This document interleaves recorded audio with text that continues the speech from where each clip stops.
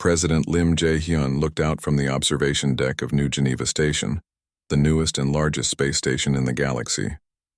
5 years had passed since Earth told the Galaxy Council goodbye, and everything was different now. Below him, ships from 40 different alien species were docked side by side, reptilian vessels next to insectoid transports, crystal ships beside organic living vessels that grew like plants, all flying the same flag, the banner of the Galactic Freedom Alliance. "Mr. President," said his secretary, "the assembly is ready for your speech." President Lim nodded and walked toward the Great Hall. 5 years ago, he had been just another government minister on Earth. Now he was the elected leader of over 800 worlds across the galaxy. The Great Hall was enormous. Representatives from every Alliance species sat in sections designed for their different body types. Flying species had perches near the ceiling.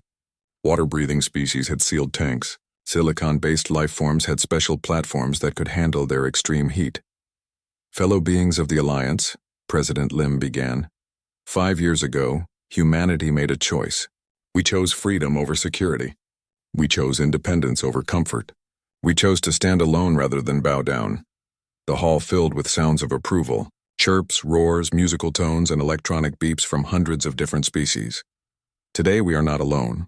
Today 812 worlds stand together, not as masters and servants, but as equals. Not because we are forced to, but because we choose to. Fleet Admiral Song Myung-jin watched the speech from the military command center. Through the windows he could see the largest fleet ever assembled. Human ships, alien vessels, and hybrid designs created by Alliance engineers working together. "Admiral," said his aide, "the joint training exercise is ready to begin." Admiral Song nodded. "Begin the demonstration." Outside, 1,000 ships from 50 different species moved in perfect coordination. Human vessels provided command and control. Reptilian ships offered heavy weapons. Crystal entities provided shields and energy. Insectoid swarms gave speed and numbers. It was beautiful and terrifying at the same time. The old Galaxy Council had never been able to coordinate this many different species. They ruled through fear and threats. The Alliance worked through cooperation and trust. "Sir," reported the communications officer. "Message from the Outer Rim. Captain Woo Sang-min reports successful first contact with a new species beyond the galaxy." Admiral Song smiled. "What kind of species?" "Energy beings who live inside stars. They're interested in joining the Alliance. They've heard about our principles of freedom and cooperation." Chief Scientist Hong Jong-ho was in his laboratory, putting the finishing touches on humanity's greatest invention. It looked simple, just a metal ring 10 meters wide, but this device would change everything. "Dr. Hong," said his assistant, "are you sure this will work?" "I'm sure. We've tested it 100 times. This wormhole generator can create instant travel between any 2 points in the galaxy." Dr. Hong activated the device. Space twisted and folded, creating a tunnel through dimensions. On the other side, he could see another laboratory on a world 50,000 light-years away. Perfect. Now we can connect every Alliance world instantly. No more months of travel time. No more isolation. His assistant looked worried. "Dr. Hong, this technology is incredibly powerful. We could keep it secret, use it only for human benefit." Dr. Hong shook his head. "That's what the old council would have done. Hoard technology, use it to control others. We're better than that. So we share it? We share everything. Knowledge, technology, resources. That's what makes us different from the council." In a prison cell on a dying council world, former Supreme Chancellor Vex Thara watched news reports from across the galaxy. Her insectoid features showed no emotion, but inside she was amazed and terrified. The Alliance had grown beyond anything she thought possible. They weren't conquering worlds through force. They were winning them through example. Species were joining voluntarily, drawn by promises of freedom and prosperity. How did this happen? She asked herself. How did the humans do this? A guard brought her food, simple rations that were all the council could afford now. "The humans are sharing their wormhole technology with everyone," the guard said. "Free travel for all Alliance members." Vexathara couldn't believe it. "They're giving away the most valuable technology in the galaxy?" "That's what humans do," the guard said. "They share everything." Vexathara thought about this as she ate her meager meal. The council had controlled technology to maintain power. The Alliance shared technology to create friendship. Which approach had built the larger empire? Captain Wu Sang-min stood on the bridge of the exploration ship New Horizon as it passed through the wormhole at the galaxy's edge. His crew was half human, half alien, the new normal for Alliance vessels. "Captain," said his reptilian navigator, "sensors show 7 new star systems ahead, all with potentially habitable worlds. Any signs of intelligent life?" Captain Wu asked. "Yes, sir. 3 of the systems show artificial energy signatures." Captain Wu activated the ship's communication array. "This is Captain Wu Sang-min of the Galactic Freedom Alliance. We come in peace, seeking friendship and cooperation with all intelligent species." The response came quickly. "This is the Spiral Confederation. We have heard of your alliance. You are the ones who overthrew the Galaxy Council?" "We are the ones who chose freedom," Captain Wu replied. "Would you like to learn more?" Back on New Geneva Station, President Lim finished his speech to thunderous approval from 800 different species. But he wasn't done yet. "My fellow beings, we have accomplished something miraculous. We have built a civilization based on choice instead of force, on cooperation instead of domination, on freedom instead of fear." He paused and looked out at the assembled representatives. "But our work is not finished. Beyond our galaxy there are other civilizations. Some may be like the old council, ruling through tyranny and oppression. Others may be like us, seeking freedom and friendship. Today I announce the beginning of the Intergalactic Outreach Program. We will send ambassadors beyond our galaxy, carrying the message of freedom to civilizations among distant stars." The Great Hall erupted in celebration. Species that had been enemies for centuries were now working together to spread freedom across the universe. In his prison cell, former Chancellor Vex Thara finally understood. The humans hadn't just defeated the Council. They had replaced it with something better, something that grew stronger by sharing power instead of hoarding it. The old Council had lasted 1,000 years by keeping species divided and weak. The Alliance would last forever, because it made everyone stronger together. As Captain Wu's ship disappeared into the space between galaxies, carrying the message of freedom to new worlds, humanity realized they had done something extraordinary. They hadn't just won a war or built an empire. They had taught the universe a new way to live. The stars themselves seemed brighter somehow, as if the galaxy was celebrating its freedom. And in the darkness between stars, more lights were beginning to shine as new species joined the great alliance of free worlds. The age of tyranny was over. The age of freedom had begun, and it all started with one simple human decision: to choose independence over submission, courage over fear, hope over despair. The galaxy would never be the same. General Choi Min-ho stood in the Terran Defense Command Center, watching the biggest display screen ever built. It showed the entire galaxy, with thousands of tiny lights representing star systems. 2 years had passed since Earth left the Galaxy Council, and everything had changed. "General, we're getting reports from across the galaxy," said his aide, Lieutenant Park Jin-soo. 3 more alien confederations just declared independence from the Council.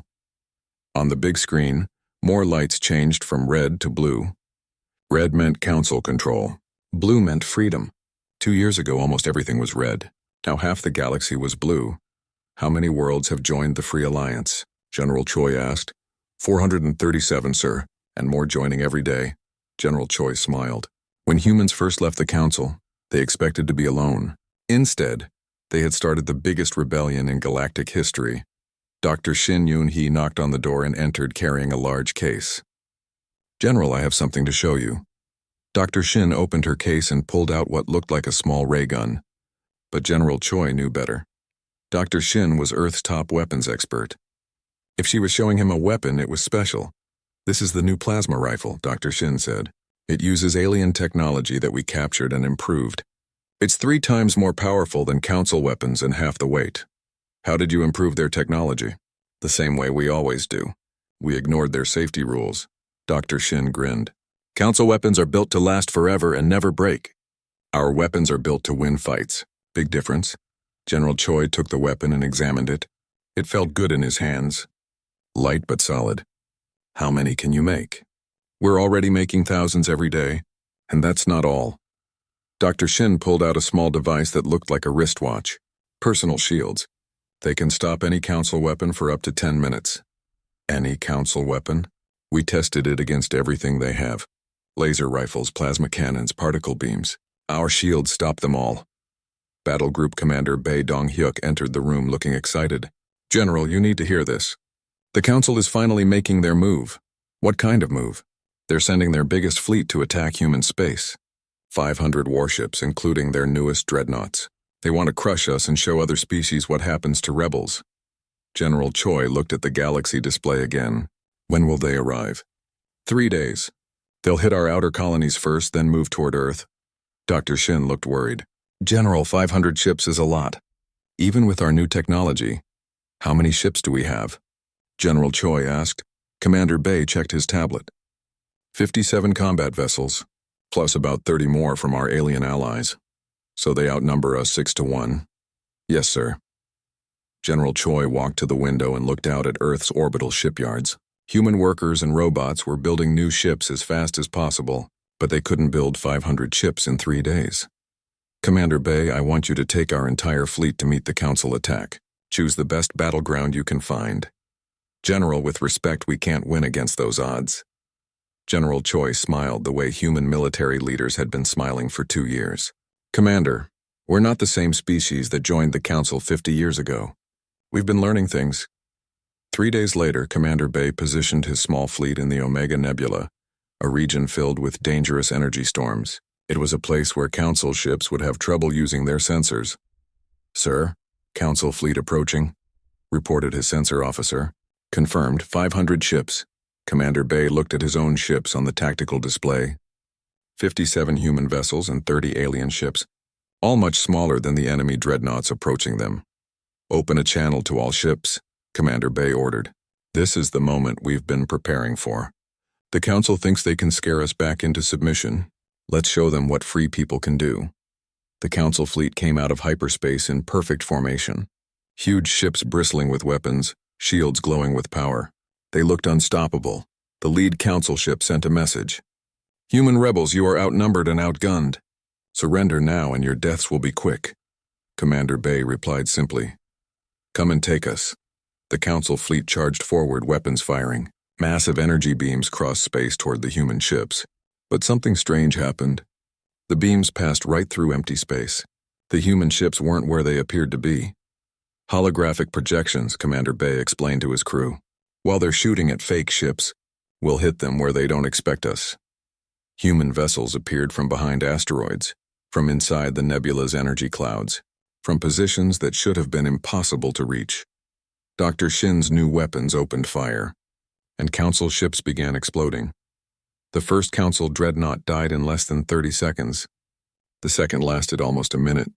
The third tried to run but didn't make it. How is this possible? The Council Admiral demanded over the radio. Your weapons shouldn't be able to penetrate our shields. Your shields were designed to stop Council weapons, Commander Bae replied. We don't use Council weapons anymore. The battle lasted 2 hours. When it was over, 400 Council ships were floating wreckage. Only a handful escaped to tell the story. Commander Bae lost 3 ships. Back on Earth, Economics Minister Jung Hai-wan was studying reports that made her smile. General, the Council's economy is crashing. Without tribute from rebellious worlds, they can't pay their bills. How bad is it? Council currency has lost 60% of its value in the past year. Their core worlds are reporting food shortages, power failures, civil unrest. Some Council species are talking about leaving the Alliance. General Choi looked at the economic reports. For 1,000 years, the Council had lived by taking resources from weaker species. Now that system was falling apart. What about our economy? Growing faster than we can measure. Free trade between Alliance worlds has made everyone richer. Human goods are in demand everywhere. We're building new factories on dozens of worlds. Ambassador Park Yeon-soo entered with news that made everyone stop what they were doing. General, I just received messages from 12 different Council worlds. They want to join the Alliance. Council worlds, not rebel worlds. Council worlds. Their governments are collapsing. Their people are starving. They're begging us to accept them as Alliance members. General Choi looked at the galaxy display one more time. The red areas were shrinking every day. Some of the Council's oldest, most loyal worlds were turning blue. What about the Council leadership? Supreme Chancellor Vexathera is trying to hold things together, but it's not working. 3 Council species have already left and joined us. More are planning to follow. Ambassador Park showed him messages from alien leaders. They're not asking to be conquered or controlled. They want to join as equal partners. They want the same freedoms that Alliance worlds have. And what freedoms are those? Asked Lieutenant Park Jin-soo. The freedom to make their own laws. The freedom to keep their own resources. The freedom to trade with whoever they want. The freedom to build whatever technology they want. Ambassador Park smiled. The same freedoms humans demanded 2 years ago. General Choi realized that Earth had done something amazing. They hadn't just won their independence. They had shown the galaxy that there was a better way to live. The Council ruled through fear and force. The Alliance ruled through cooperation and choice, and the galaxy had decided which system it preferred. Captain Jang Hyejin switched off her ship's engines and drifted silently through space. Her vessel, the Shadow Walker, was invisible to Council sensors. Human engineers had built something the aliens had never seen before. A ship that could bend light around itself. Captain, whispered her pilot. Council patrol ship approaching from the left. Jang Hyejin looked at her screens. A massive alien warship was passing right by them, close enough to touch. Its sensors swept back and forth looking for human ships. The aliens inside had no idea that Shadow Walker was less than 100 meters away. Hold position, Jang Hyejin said quietly. The alien ship moved past them and disappeared into the darkness. Jang Hyejin smiled. Take us to the meeting point. Shadow Walker moved toward a small moon orbiting a gas giant. On that moon, representatives from 6 different alien worlds were waiting. They had risked their lives to meet with humans. If the Council found out, they would all be executed. Captain, said her communications officer, we're getting the signal. Landing Bay 7. The moon's surface looked empty, but Jang Hyejin knew better. Underground, alien rebels had built a hidden base. It was one of dozens of secret meeting places scattered across the galaxy. Shadow Walker landed in a cave that had been carved out of solid rock. As soon as they touched down, doors slid shut and air filled the space. Jang Hyejin and her team put on their environmental suits and walked out to meet their contacts. The first alien looked like a giant bird with metal wings. Captain Jang, welcome. I am Wing Commander Scree of the Avian Federation. Thank you for meeting us, Jang Hyejin said. What do you have for us? Scree handed her a data crystal. Council fleet movements for the next 3 months. Ship positions, patrol routes, supply convoys, everything. The next alien was covered in blue fur and walked on 4 legs. I am Pack Leader Growl from the Lupine Worlds. We have weapon specifications for Council battleships. Weak points, shield frequencies, engine vulnerabilities. A third alien looked like a walking tree with glowing fruits.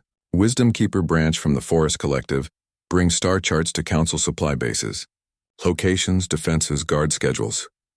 Jang Hyejin accepted the information and gave each alien a package in return. Medical supplies, computer systems, and fabrication devices. Everything you requested. Back on Earth, scientist Kang Yujin was making a discovery that would change everything. She had been studying human brain patterns and comparing them to alien neural networks. This doesn't make sense, she said to her research team. Human brains process quantum information differently than any known alien species. Her assistant, Dr. Moon Sang-ho, looked at the test results. What does that mean? It means humans can understand quantum mechanics in ways that aliens can't. That's why we're developing faster-than-light technology so quickly. That's why our computers are so much better. Our brains are literally built differently. Dr. Moon Sang-ho stared at the data. Are you saying humans are naturally better at advanced physics? I'm saying human evolution took a different path. While aliens were developing bigger claws or stronger muscles, human ancestors were developing brains that could handle complex quantum calculations. We just never realized it until now. Meanwhile, on the diplomatic front, Ryu Chan-ho was having the most important meeting of his life. He sat in a dark room with representatives from 30 different alien worlds. These weren't rebels or criminals. These were official government ministers who had grown tired of council rule. The Free Worlds Coalition is ready to make this official, said Minister Claw from the Reptilian Assembly. We have enough votes to challenge the council's authority. What do you need from humans? Ryu Chan-ho asked. Protection. The council will try to destroy us once we declare independence. We need human military support, Ryu Chan-ho nodded. Earth is prepared to offer defensive agreements to any world that joins the coalition. A crystalline being that looked like living diamond spoke next. Crystal Speaker Pure from the Mineral Collective asks, what about trade agreements? Full trade partnerships, no restrictions, no council oversight, no tribute payments to alien overlords. The room buzzed with excited conversation in dozens of languages. These alien worlds had been paying tribute to the council for centuries. The idea of keeping their own resources was revolutionary. "When do we begin?" asked Governor Seth from the South Empire. "Whenever you're ready," Ryu Chan-ho said. Communications specialist Lee So-young was working day and night to coordinate the rebellion. Using human quantum communication networks, she could send messages instantly to any point in the galaxy. While council messages took days to travel between stars, rebel communications were instant. "Message from the Avian Federation," she told her supervisor. "They're ready to declare independence. They want to know if human warships can reach their territory in time." "What about the Lupine worlds?" "Same request. And the Forest Collective, and 12 other worlds." Lee So-young looked at her screens showing communication channels to dozens of alien worlds. "This is happening faster than we expected. The whole galaxy is ready to rebel at the same time." Back on the secret moonbase, Captain Zhang Hiejin was receiving urgent messages from Earth Command. "Captain, new orders. The Council knows about the rebellion. Supreme Chancellor Vexthara has declared martial law across all Council space." Zhang Hiejin read the orders quickly. "They're moving to crush the rebellion before it starts. Council battle fleets are heading to every world that's been in contact with humans." Wing Commander Scree spread his metal wings in anger. "They cannot stop what has already begun. Too many worlds are involved now." "How many worlds are ready to join the coalition?" Zhang Hiejin asked. Pack Leader Growl showed his teeth in what might have been a smile. 47 worlds have signed secret agreements. 12 more are preparing to sign. The Council controls 1,000 worlds, but they're spread across the entire galaxy. They cannot be everywhere at once. Wisdom Keeper Branch's glowing fruits pulsed with excitement. "The Forest Collective votes to declare independence tomorrow." "We will be the first." "No," said Zhang Hiejin. "You'll all declare independence at the same time. Tomorrow at exactly noon Galaxy Standard Time. The Council can't stop 47 rebellions happening simultaneously." She activated her communication system and sent a message to Earth Command. "This is Shadow Walker. Tell Admiral Lee Daeho that the galaxy-wide rebellion starts tomorrow. Human fleets need to be ready to support our new allies." As her message traveled instantly across space, Zhang Hiejin realized that humanity had done something impossible.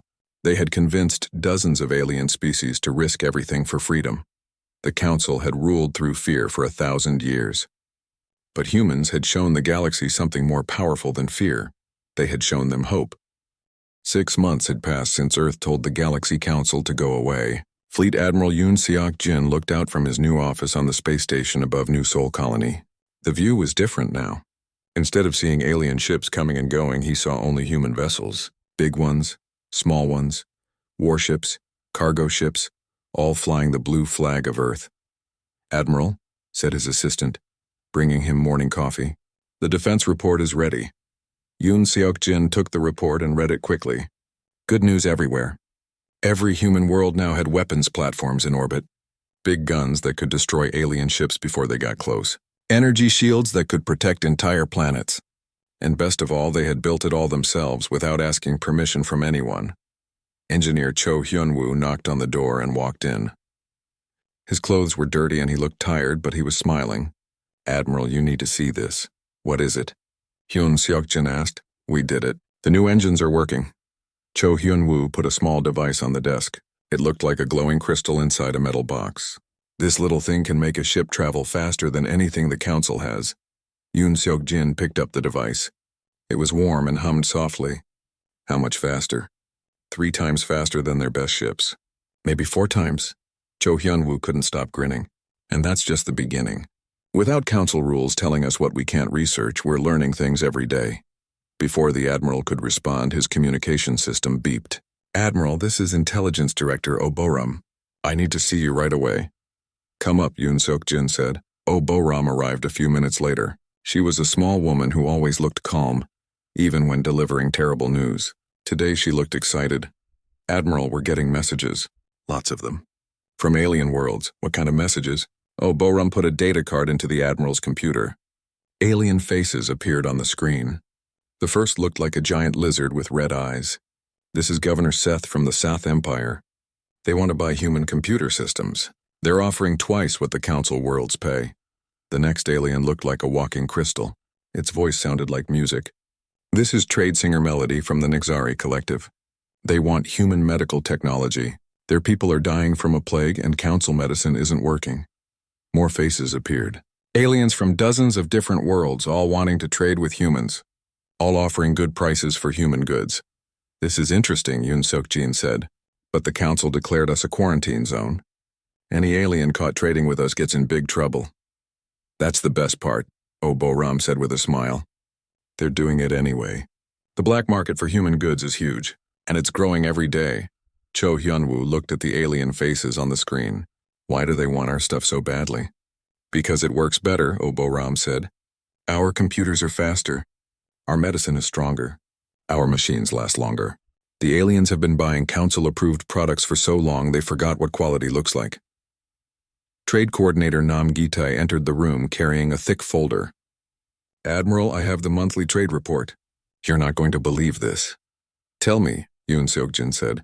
Human goods are selling for 5 times their normal price on alien worlds. Our medical scanners, our computer chips, our food processors. Aliens are paying crazy money for anything made by humans. Nam Gi-tae opened his folder and showed them charts and numbers. The Vorthak bugs who poisoned our people? Their own citizens are buying human medicine on the black market because it actually cures diseases instead of just treating symptoms. Oh Bo-ram laughed. So the same aliens who tried to kill us are now buying our medicine to stay alive. That's right. And here's the funny part. The Council is trying to stop the black market, but they can't. There are too many worlds involved, and they all want human products. Yoon Seok-jin walked to his window again. In the distance, he could see ships being built. Human ships designed by human engineers built with human technology. No alien rules. No Council approval needed. Just humans building things the way they wanted to build them. What about the Council response? He asked. They must be doing something. Oh Bo-ram's smile disappeared. They're angry. Really angry. Supreme Chancellor Vex Thara gave a speech yesterday. She called humans dangerous rebels and enemies of galactic peace. She's trying to get other species to join a trade embargo against us. Is it working? No. Too many worlds depend on human goods now. The Council can make all the speeches they want, but aliens need our technology. Cho Hyun-woo held up another device. And we're not stopping. This is a new communication system. It can send messages instantly across the galaxy. No delay, no interference. The Council's systems take days to send messages between stars. How is that possible? Yoon Seok-jin asked. Quantum entanglement. We figured out how to link particles across space. The aliens never thought of it because they always followed Council research guidelines. We don't have guidelines anymore. Nam Gi-tae looked at his reports again. Admiral, I'm getting requests from 12 different alien species. They want to set up secret trade agreements. They're willing to share information about Council military movements in exchange for human technology. Information about their military? Ship positions, weapon specifications, defense plans. These aliens don't like the Council any more than we do. They're just afraid to say it publicly. Oh Bo-ram nodded. The Council rules through fear. But fear only works if people think you're stronger than them. More and more aliens are starting to wonder if the Council is really as powerful as they claim. Yoon Seok-jin thought about this. When he was young, the Galaxy Council seemed like an unstoppable force. They had millions of ships, thousands of worlds, technology that humans could barely understand. But now after 6 months of independence, he was seeing cracks in their armor. Set up the secret meetings, he told Nam Gi-tae. But be careful. Use only our most trusted people. What about the Council threats? Cho Hyun-woo asked. Yoon Seok-jin smiled the same way Admiral Lee Dae-ho had smiled 6 months earlier. Let them threaten. We're not the same humans who joined their Council 50 years ago. We're stronger now, smarter, and we're not alone. He pointed to the screen showing alien faces. Every one of those aliens represents a world that's tired of Council rule. They're looking for an alternative. Maybe it's time we gave them one. Outside his window, human ships continued their work, building, exploring, defending. They were no longer junior partners in someone else's empire. They were writing their own future among the stars. Admiral Lee Dae-ho stood in the command center of Earth's biggest space station. His hands were behind his back as he watched the huge screen in front of him. Numbers were counting down. 3 hours, 2 hours, 1 hour. Soon everything would change. The Galaxy Council had given Earth an ultimatum. They wanted humans to give up 10 more colonies. They wanted Earth to pay double taxes. They wanted human scientists to stop working on new technology. The council said humans were getting too strong, too smart, too dangerous. Lee Dae-ho had been a soldier for 30 years. He had fought in 3 wars for the council. He had lost friends defending alien worlds. He had followed every order, even the stupid ones. But this was different. This was too much. "Admiral," said Dr. Park Soo-jin as she walked into the room. She was carrying a data pad and her face looked worried. "I have the final report." Lee Dae-ho turned to look at her. Dr. Park was the best scientist on Earth. She studied alien life and had always been fair to other species. If she looked worried, then things were very bad. "Tell me," Lee Dae-ho said. Dr. Park touched her data pad, and a new image appeared on the big screen. It showed sick humans on the colony world of New Seoul. They were lying in hospital beds, their skin turning strange colors. The disease that hit New Seoul wasn't natural, Dr. Park said. Someone made it. Someone who knows exactly how human bodies work. The disease only affects humans. Aliens on the same planet are perfectly fine. Lee Dae-ho felt his stomach drop. "You're sure?" "I'm sure. And that's not all."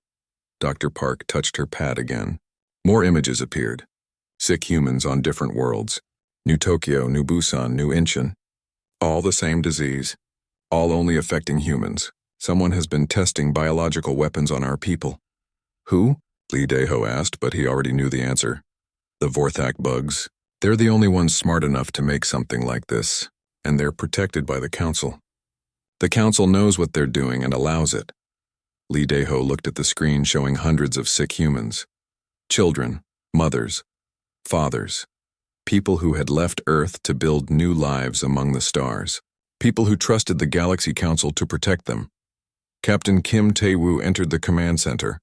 He was young but smart, and he commanded one of Earth's best warships. "Admiral, I'm getting strange orders from Earth Command. They want all human ships to return to our home system." "All of them," Lee Dae-ho nodded. "Those aren't strange orders, Captain. Those are the right orders." Kim Tae-woo looked confused. "Sir?" "Dr. Park, show him what you showed me." For the next 10 minutes, Dr. Park explained everything. The diseases, the tests, the proof that the council was letting aliens use humans like lab rats. Kim Tae-woo's face grew angrier with each word. "They've been doing this for how long?" Kim Tae-woo asked. "At least 5 years, Dr. Park said. "Maybe longer." Kim Tae-woo hit the wall with his fist. "We've been fighting their wars, dying for their causes, and they do this to us?" Lee Dae-ho walked to the big window that looked out at space. He could see Earth in the distance, blue and beautiful.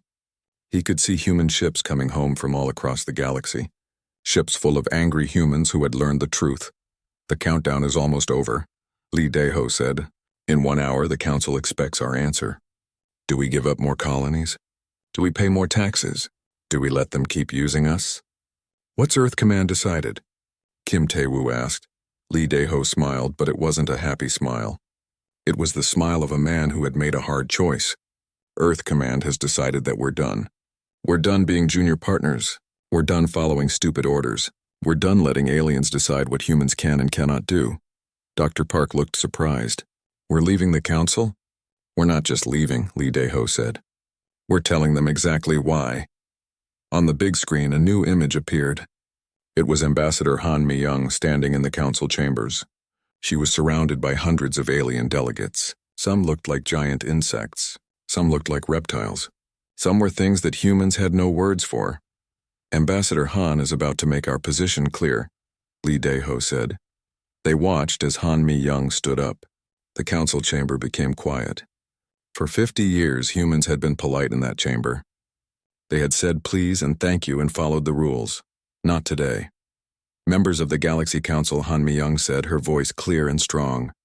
"For decades, humanity has been a loyal member of this organization. We have fought your wars. We have paid your taxes. We have followed your laws." The alien delegates listened. Some looked bored. They thought this would be like every other human speech. "Today we have learned that council members have been conducting biological weapons tests on human civilians. Tests that have killed thousands of our people. Tests that were approved by this council." Now the aliens looked interested. Some looked worried. "Therefore, effective immediately, humanity withdraws from the Galaxy Council. We will recall all human ships from Council space. We will close all diplomatic relationships. We will have nothing more to do with this organization or its members. The council chamber exploded in noise. Aliens were shouting in 100 different languages. Some were angry. Some were surprised. Some were scared. Han Mi Young wasn't finished. Any alien ships found in human space will be destroyed. Any attempt to attack human colonies will be met with full military response. We are done being your victims. She turned and walked out of the chamber, leaving behind 50 years of human membership in the Galaxy Council. Back on the space station, Lee Dae-ho turned to his officers. Captain Kim, send orders to all human ships. They are to return to our space immediately. Anyone who doesn't make it back in 30 days will be considered lost. Dr. Park, I want you to lead a team to develop defenses against biological weapons. If they want to play that game, we need to be ready. What about the council? Kim Tae-woo asked. They won't just let us leave. Lee Dae-ho looked out at the stars. Somewhere out there, hundreds of alien worlds were learning that the humans were gone. They were learning that Earth had chosen freedom over safety. Let them try to stop us, Lee Dae-ho said. It's time they learned what humans can do when we're not following their rules. The countdown reached 0. Earth was alone again, just like it had been before humans reached the stars. But this time they weren't alone because they were weak. They were alone because they chose to be strong.